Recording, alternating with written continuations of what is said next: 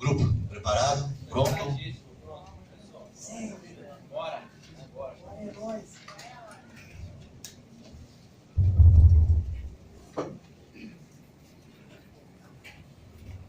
Bom, boa noite a todos. Primeiramente, eu gostaria de agradecer a presença de todos, né, em especial aos nossos familiares, a presença da banca. Obrigado, professora Zildete, obrigado, Ricardo Yamana, e obrigado, Yara. É um prazer tê-los vocês aqui. Vamos lá, vamos dar início ao nosso TCC, gente. O tema é Análise e Comparativo de Leis e Programas de Incentivo sobre Retenção de Águas Pluviais. Os componentes são Adriano Dourado, Caio Vinícius, Gabriel Trindade, que sou eu, Iago Borges e José Edilson. Pode passar. Não é novidade para ninguém que a Baixada Santista... Opa, desculpa, tá falando do alto, tô me empolgado. Não é novidade para ninguém que a região da Baixada Santista sofre com constantes inundações. Inclusive, eu arrisco dizer que alguém sofre com esse problema apontado aqui na foto. E também não é absurdo nenhum dizer que nós temos parcela de culpa nisso tudo. Uma vez que hoje a região da Baixada Santista encontra-se com mais de 99% de sua área impermeabilizada. O nosso tema visará as medidas não estruturais. Mas o que são as medidas não estruturais? São todas as medidas que visam combater o problema da inundação, não com a criação de comportas, redimensionamentos de canais ou até grandes piscinões, e sim através de planos diretores ideais ou até mesmo programas de incentivo à preservação do meio ambiente. Para isso, nós nos apoiaremos em alguns municípios que já adotam um plano diretor bom, considerado ideal, e sempre vamos mostrar o nosso TCC aqui com bastante tabelas para provar para todos que um plano diretor ideal faz sim a diferença, apontando no final do nosso TCC uma análise crítica e apontando eventuais sugestões. Bom, mas como tudo isso começou? Começou em 1940, quando Santos, já naquela época, respondia por 80% da produção industrial e 99% do comércio, aqui na Baixada Santista. Em 1950, houve a implantação do parque industrial, assim como o porto, que começaram a trabalhar com industrialização pesada. Gente, normal que com tamanho desenvolvimento, pessoas de outros municípios, ou até mesmo de outros estados, venham para cá atrás de trabalho. E foi nessa época que começou as primeiras favelas, até porque as pessoas que vieram para cá não tinham onde morar, vinham atrás de trabalho justamente. Então deu-se o início das favelas. 1960 foi a vez de Cubatão, quando naquela época respondia por 72,5% da produção industrial. E foi justamente também naquela época que houve os primeiros arranha-céus aqui na região da Baixada Santista. Bom, irei dar continuidade aqui ao nosso TCC. Irei falar um pouco sobre escoamento superficial e Ele tem que ir permeabilidade para outro do lado solo. para atrapalhar. Escoamento superficial é quando forma uma lâmina d'água que escoa superficialmente o nosso solo terrestre. E quando não há possibilidade, dessa infiltração na água do solo, denomina-se um solo impermeável. Irei falar um pouco agora sobre as bacias. Montante é a bacia mais alta e jusante é a bacia mais baixa. Várzea é a área paralela ao rio, que alaga no seu período de cheia e por isso não pode ser habitada. Bom, agora aqui nós temos o escoamento de 0 a 20% do seu solo pavimentado. Em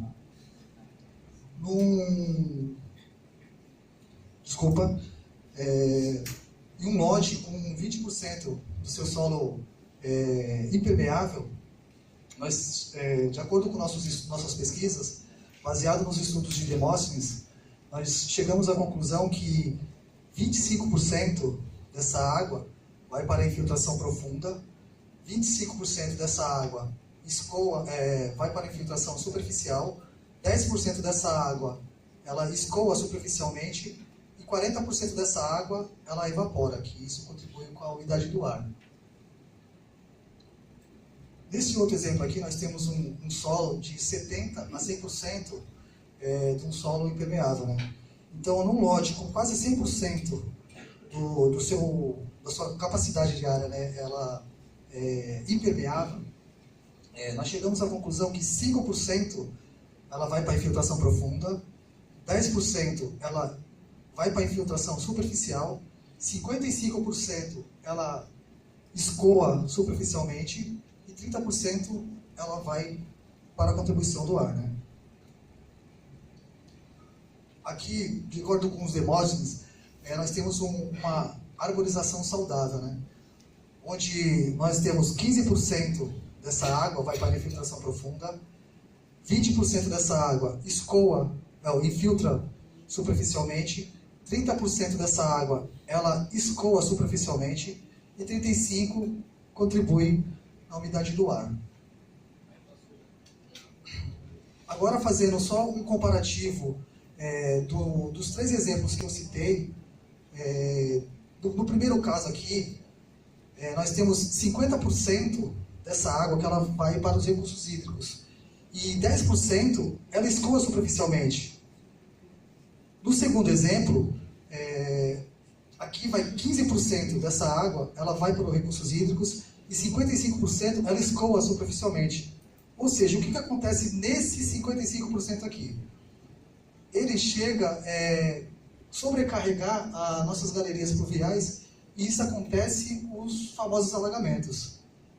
No último exemplo, onde Demóstenes considera uma vila saudável, nós temos 35% vai para a infiltração profunda, que contribui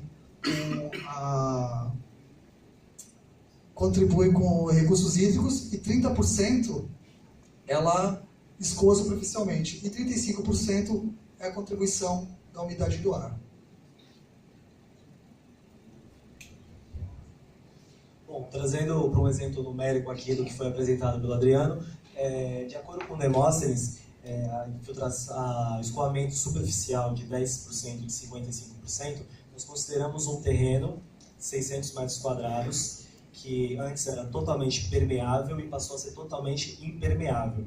Na foto podemos ver ele está na fase de aterro, por isso que não tem árvore ou mato no local. E na segunda foto a construção já está feita.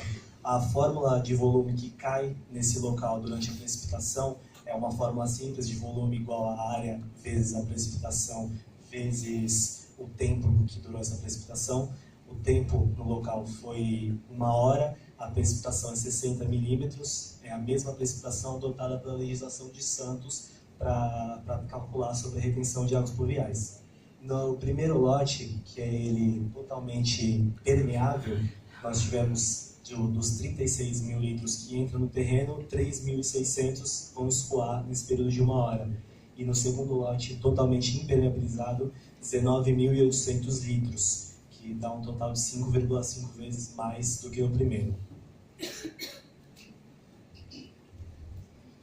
Bom, após termos aqui uma breve apresentação de como se deu o avanço da urbanização na Baixada Santista, do que é montante, do que é jusante, do que é várzea, de como funciona o escoamento superficial, né? E depois também da apresentação do Iago que tivemos aqui, a diferença que temos de contribuição de água pluvial quando temos um solo permeável e a diferença que há muito maior quando esse solo é impermeabilizado, nós vamos falar aqui sobre algumas medidas que alguns municípios vêm adotando com a finalidade de atribuir ao proprietário a responsabilidade de retenção dessa água de chuva que cai no seu lote. Nós vamos falar sobre legislações que são aplicadas e implantadas nos planos diretores desse município, né, que exigem das novas edificações que sejam retida a água de chuva, a água pluvial, seja através de reservação de área permeável ou através da implantação de reservatório de retenção. No nosso estudo de caso, parte do nosso estudo de caso se deu ao estudo, à análise de legislações dos municípios de Belo Horizonte, São Paulo, Guarulhos, Porto Alegre, Curitiba, Rio de Janeiro e Santos, tanto na área insular como na área continental. Então nós fizemos um quadro comparativo a fim de ver ver as diferentes formas que são aplicadas essas legislações. Por exemplo, o município de Guarulhos é um município que ele exige de toda nova edificação que seja implantada o reservatório de água pluvial. E quando essa nova edificação ela tem uma área maior que 2.000 metros quadrados, ele, além da implantação do reservatório, ele ainda exige a reservação de 5% de área permeável. Temos também, por exemplo, o município de São Paulo, né, que também considera todo o lote para fazer o cálculo do volume do reservatório, né? Porém, diferentemente de Guarulhos, essa lei só se aplica quando esse lote tem uma área maior que 500 metros quadrados. Né? E quando maior que 500 metros quadrados, além da implantação do reservatório, que tem o seu cálculo feito com diferentes coeficientes, tanto na área permeável como na área impermeável, ele ainda exige também a reservação de 20% de área permeável. Temos o município de Curitiba, por exemplo, que tem um fator importante, que é o único desse reservatório que pode ser usado tanto da água retida nesse reservatório, pode ser usada essa água tanto para reuso ou posterior descarga no sistema público de drenagem. Porém, o município de Curitiba é o único que ele determina o diâmetro do orifício de descarga, a fim de que se controle, de que essa vazão da água que foi retida para o sistema público de drenagem seja controlada através do diâmetro do orifício de descarga do reservatório. Vou passar a palavra agora para o Edilson. Bom, IPTU Verde. O IPTU Verde é um programa de incentivo e recuperação do meio ambiente que ele oferece um desconto no IPTU a quem adotar medidas sustentáveis às suas edificações. Bom, IPTU Verde no município de São Vicente, no decreto 634 de 2012, que visa recuperar e preservar o meio ambiente, contendo 22 itens que nele é descontado diretamente na alíquota, diferentemente de Salvador, que apenas abrange edifícios novos e antigos. Bom, temos uma tabela para demonstrar aqui a pontuação, no caso que seria bronze, prata e ouro, sendo o bronze de 50 a 69 pontos, que lhe dá 5% de desconto no IPTU. Temos a categoria prata, que dá 70 a 99 pontos, que lhe dá 7% de desconto no IPTU. E temos também a categoria ouro, com 100% de pontos em diante, ele já lhe dá uma pontuação maior, a 10% de desconto. Tendo em vista que em Salvador contém 263 pontos e com apenas 100 pontos, ele já lhe dá uma pontuação máxima. Sendo assim, fica em vista que é um bom projeto para aderir, para ter uns descontos no IPTU. E tem uma palavra. Eu de novo. Vamos lá, nós fomos além, gente. Nós pegamos os dois municípios, estipulamos um valor de imóveis de R$200 mil para os dois, e o valor sem desconto no IPTU para esses dois imóveis. São Vicente, R$ 2.600, enquanto Salvador, R$ 724. Estipulando o teto, do desconto no IPTU verde, R$ 600 em São Vicente, enquanto Salvador, R$ 72,40. Isso em porcentagem significa 23% para São Vicente e 10% para Salvador. Mas o mais importante que a gente trouxe essa tabela é quanto à representatividade de todos os itens, quanto à retenção de águas pluviais, que é o nosso tema. Pegamos todos os itens e apenas 5,51% em São Vicente trata sobre o assunto de retenção de águas pluviais e Salvador apenas 3%. Bom, gente, então, após o comparativo feito, a análise comparativa feita, nós separamos alguns fatores encontrados nas outras legislações para que pudéssemos apontar sugestões de melhoria para a legislação que já temos em Santos.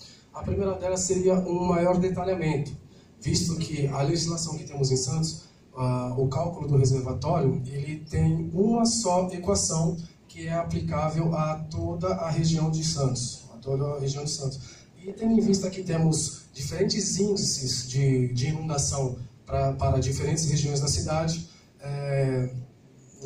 seria melhor que tivéssemos alguma coisa mais detalhada, por exemplo, um cálculo, um coeficiente para que fosse aplicado, por exemplo, no centro da cidade, que tem um índice de inundação baixo, e um diferente para a zona noroeste, por exemplo, que tem um índice de inundação muito maior. Né? Também considerando montante, jusante, uma vez que aqui na montante da bacia, né, ali escoa toda a água para a jusante, e é lá que acaba sofrendo o maior problema. Monitoração e avaliação. Bom, de todos os municípios estudados, nenhum deles tem um corpo fiscalizatório responsável por fazer algum monitoramento pós-execução. Porque como que funciona? Nós temos as secretarias de obras, que são responsáveis por aprovar o projeto dessa nova edificação, né? E, de acordo com a lei, lá tem que estar constando a área permeável ou o reservatório de retenção de água pluvial. Porém, uma vez aprovado, após a execução, não há nenhum monitoramento para constatar que esse reservatório está tendo realmente funcionalidade ou se está sendo mantida essa área permeável. E, conforme eu falei também no outro slide, a determinação de orifícios de descarga nos reservatórios, né, que serve para controlar a descarga dessa água retida após 1 hora do período de chuva. Assim como o Caio comparou as legislações, agora um comparativo sobre os programas de IPTU verde das cidades de São Vicente e Salvador. O primeiro item que foi comparado é a questão da clareza. Como foi apontado, São Vicente dá o desconto baseado diretamente na alíquota, enquanto Salvador dá o desconto no valor final. Apesar do desconto de São Vicente ser um desconto que, como foi mostrado, pode chegar a uma porcentagem maior que o de Salvador, para uma pessoa que não entende como esse desconto é calculado, o 0,3% na alíquota não parece muito interessante. É um programa que mostra o cálculo antes, e quem não souber como vai calcular isso, não achar que vale a pena fazer uma obra para adequação ao programa. Enquanto os 10% no valor final fica muito mais claro para quem for aderir ao programa. Segundo ponto analisado é a questão da divulgação. E aí as duas cidades têm um problema com isso, visto que em São Vicente tivemos só 100 pessoas, 100 edificações aderindo no último ano, e em Salvador apenas 3. Apesar de Salvador ter apenas edifícios, enquanto São Vicente abrange todas as edificações, seja mercado, seja escola, seja casa-terra, é importante que um programa social tenha uma divulgação à população, para que eles entendam o real valor e o real benefício que eles vão ter aderindo a esse programa. A questão da abrangência também foi notada pelo grupo. No que se refere ao São Vicente, temos 22 itens, enquanto Salvador temos 63. É uma diferença relevante, praticamente 3 vezes maior, e nós achamos que São Vicente poderia ter uma adequação e aumentar um pouco mais a abrangência dos itens que estão no programa. E o último ponto apontado é a questão da inadimplência, principalmente aqui em São Vicente. Como sabemos, há muitos inadimplentes no IPTU, e se fizesse algum cálculo que levasse em conta a pessoa que entrou no IPTU verde negociando a dívida com esse desconto e fazendo uma maneira de pagar parcelado para a prefeitura, teríamos aí um benefício para os dois. Para as pessoas que aderiram por estarem obtendo desconto e regularizando sua situação perante a prefeitura, e a prefeitura estaria ganhando por estar tendo essa verba entrando, que não iria entrar se não tivesse feito esse acordo, e ter uma população que está contribuindo com o meio ambiente. Bom, concluindo nosso trabalho, nós achamos que é muito importante que as duas formas trabalhem juntas, não separadas. Em Santos temos as legislações, em São Vicente temos o IPTU verde. Seria muito importante que as legislações cuidassem das edificações novas e o IPTU verde fosse vindo cuidando das edificações já existentes, principalmente na Baixada Santista, que temos um índice de urbanização de 99,7%. Então, uma legislação agora, ela não vai cuidar de tantas edificações assim, porque não vão ser tantas que vão ser construídas, enquanto o IPTU Verde pode adequar para as pessoas entrarem por livre e espontânea vontade. O grupo sugere, para quem não fez trabalho, para quem ainda vai estudar, que dê continuidade ao tema, estudando a viabilidade do IPTU Verde na questão de valores. Quanto que a pessoa paga para entrar no programa e em quanto tempo ela vai obter esse desconto no IPTU, como desconto no IPTU da Prefeitura. E nós agradecemos imensamente a banca, a presença de todos vocês, o nosso orientador Ricardo e Amana. Muito obrigado.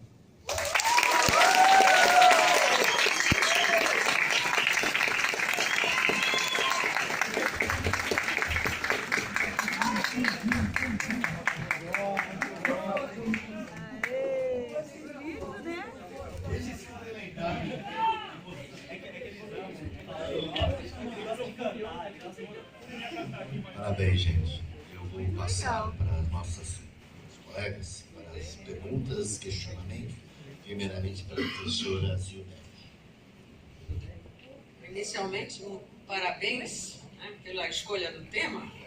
A gente sabe das histórias por aí, né, que começou, mudou e tal, mas eu acho que por influência até do vosso orientador, vocês foram muito bem na escolha do tema pelo ineditismo. Até hoje eu não sabia, não tenho ideia de alguém falar desse tipo de assunto que liga a área de engenharia à área econômica, né, mas visando a população que é a mais carente, mais interessada que as coisas aconteçam e que pague menos. Né?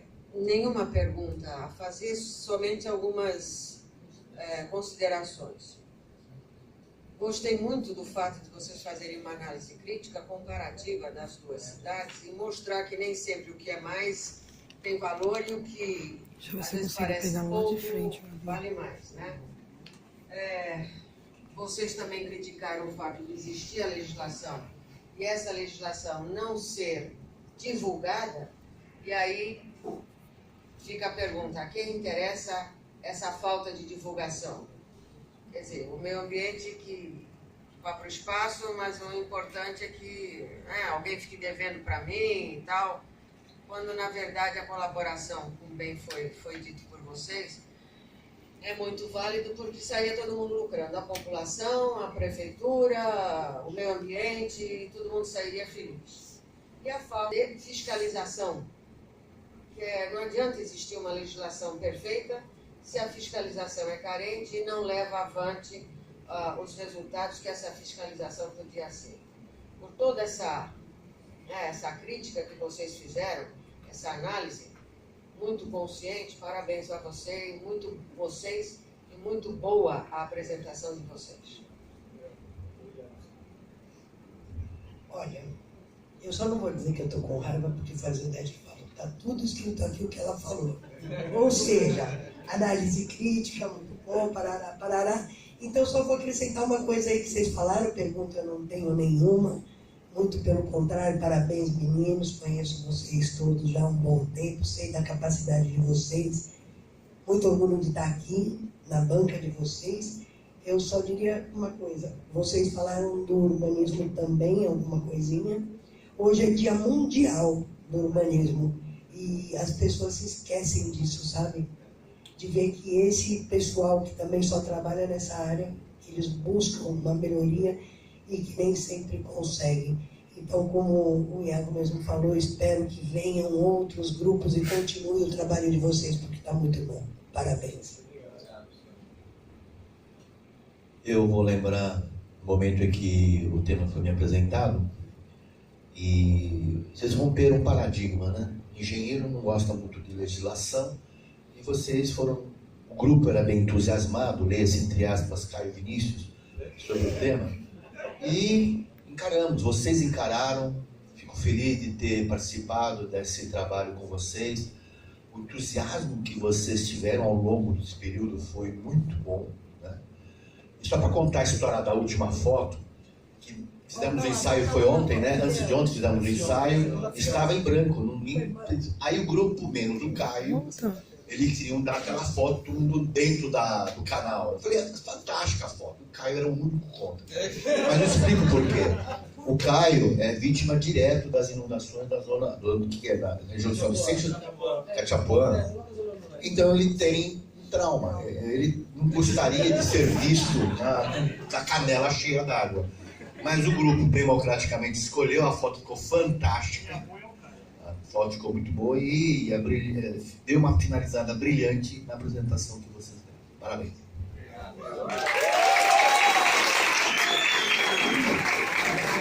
Agradeço a presença da professora Iago, que ajudou a compor a banca, e nós vamos nos retirar para avaliarmos e a gente já volta.